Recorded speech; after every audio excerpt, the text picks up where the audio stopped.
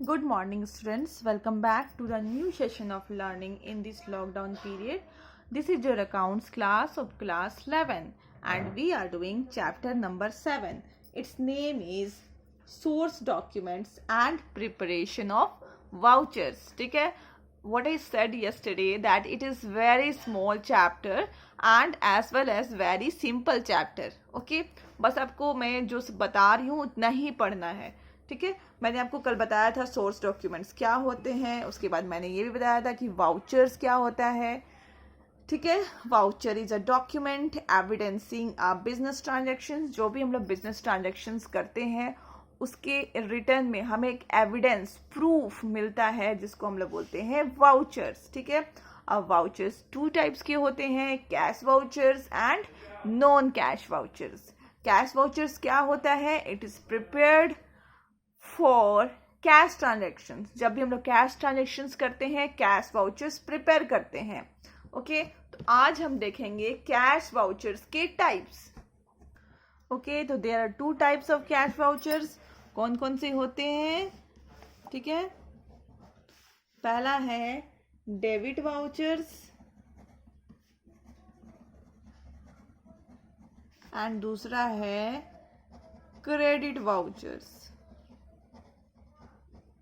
Okay, पहला है debit vouchers and दूसरा है क्रेडिट वाउचर्स. अब कैश वाउचर्स दो तरीके का होते हैं. पहला है डेबिट वाउचर्स एंड दूसरा है क्रेडिट वाउचर्स. अब पहले देख लेते हैं क्रेडिट वाउचर्स क्या होते हैं. ठीक है, इट इज प्रिपेयर्ड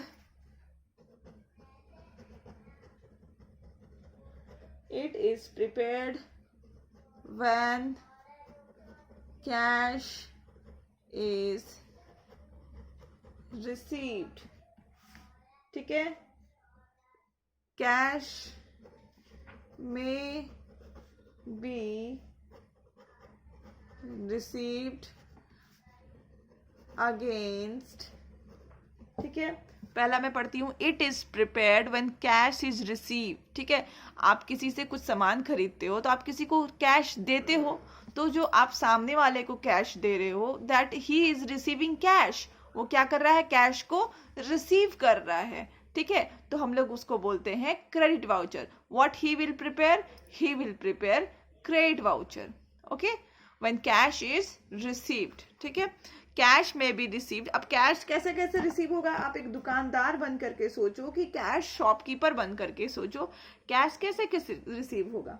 ठीक है, पहला तो है कि जब आप गुड्स सेल करोगे तब आप रिसीव करोगे cash. Sale of goods, then sale of fixed assets, then C, sale of investment,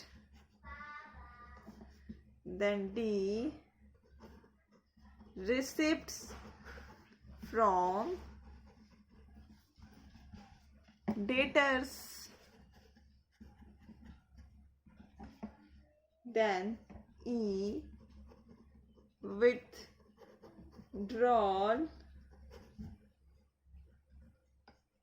this is W, from bank.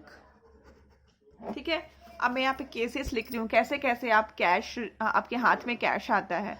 सबसे पहले तो आप अगर अपने सामान को बेचोगे तो कैश आ जाएगा, या फिर अपने घर में रखे हुए कोई फर्नीचर, बेड, लैंड, बिल्डिंग ये सब बेच दोगे तो कैश आ जाएगा. That is sale of fixed assets.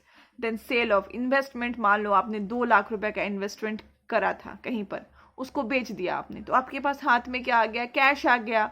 Receipts from debtor. Debtor वो पर्सन होते हैं जिसको आपने उधार दिया हुआ है, तो जब आपको वो उधार चुकाएंगे, ठीक है, तो आपके हाथ में कैश आ जाएगा. Withdrawal from bank. जब भी आप बैंक जाते हो उसमें पैसा विड्रॉ करते हो तो भी क्या होता है? आपके हाथ में कैश आ जाता है.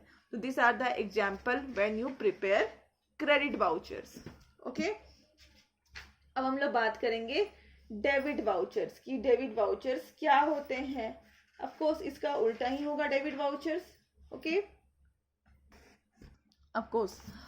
तो it is prepared, it is prepared when payment is made. ये हम लोग कब प्रिपेयर करते हैं? जब भी हम किसी को पेमेंट करते हैं. ठीक है, लाइक आप कब पेमेंट करते हो? जब आप परचेज करते हो, गुड्स परचेज करते हो, फिक्स एसेट्स परचेज करते हो, investment. Okay, when payment it is prepared when payment is made. ठीक है, लाइक पेमेंट कैसे किसके लिए करते हो? Like for any expenses. आपने कोई भी एक्सपेंस किया, ठीक है, मान लो गए बाजार में कपड़ा खरीद लिए, ठीक है, क्लोथ्स ड्रेसेस खरीद लिए, तो आपने एक्सपेंस करा, तो उसके लिए आप पेमेंट करोगे. ओके, देन बी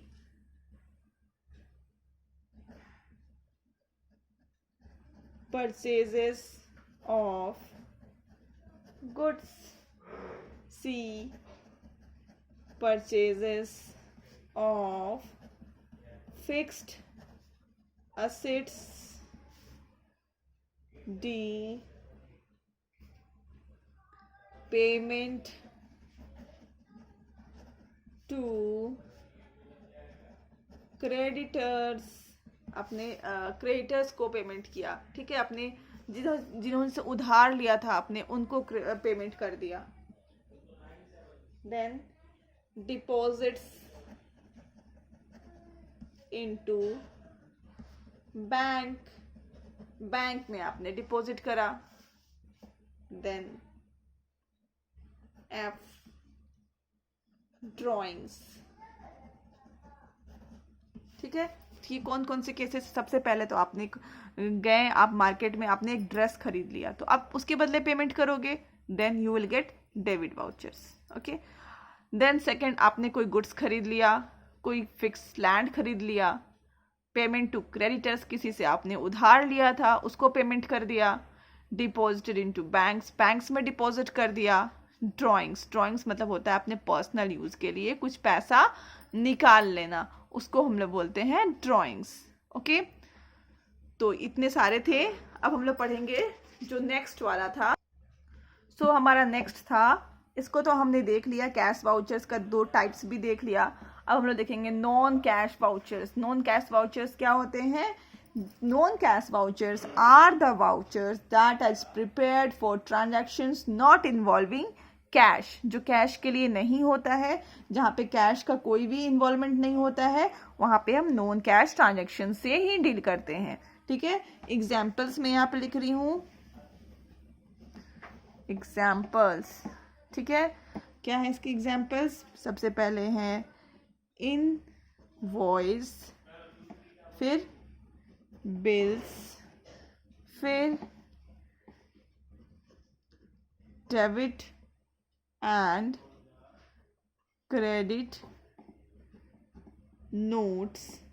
ठीक है, तो ये सारे थे इसके examples. Non cash vouchers are prepared for the transaction of credit sale. ठीक है, when it is prepared, it is prepared for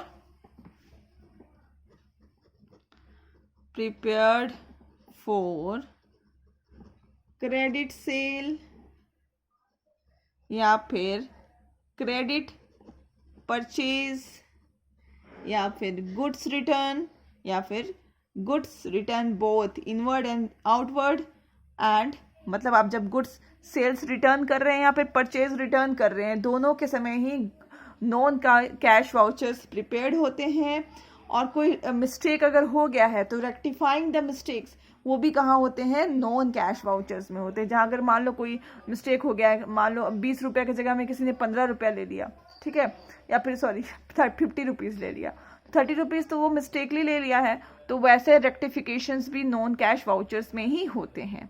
alright, so I'm ending the video here only. Hope you enjoyed learning. Stay tuned for next.